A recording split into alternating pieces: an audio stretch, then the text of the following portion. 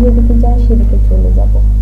কয়েকটা দিন পরিবারের সবাইকে নিয়ে একসঙ্গে কাটাতে চাই, বললেন ঢাকাইয়া চলচ্চিত্রের আলোচিত নায়িকা মাহিয়া মাহি। নতুন বছরের প্রথম মাস পরিবারের সঙ্গে কাটানোর উদ্যোগ নিয়েছেন মাহি।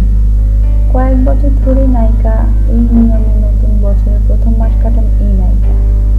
আজ সোমবার দুপুর প্রথম আলোর সঙ্গে আলাপে মাহি বলেন, শুটিং সহ সব ধরনের কাজ থেকে 1 মাসের জন্য বিদায় নিয়েছি।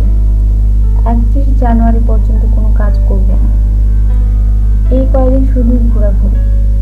তা কোথায় যাচ্ছেন জানতে চাইলে মাহি বলেন, কোনো কিছুই এখনো ঠিক করিনি। 1 তারিখ থেকে কাজ বন্ধ করে দিয়েছি। 6 তারিখ থেকে ঘোরাঘুরি করে বের হব। যখন যেখানে মন চায় সেখানে চলে যাব। হতে পারে তা দেশ কিংবা বিদেশে। গত বছরের শেষ দিন পর্যন্ত প্রেমের বাঁধন সিনেমার শুটিং করেছেন বলে জানান মাহি।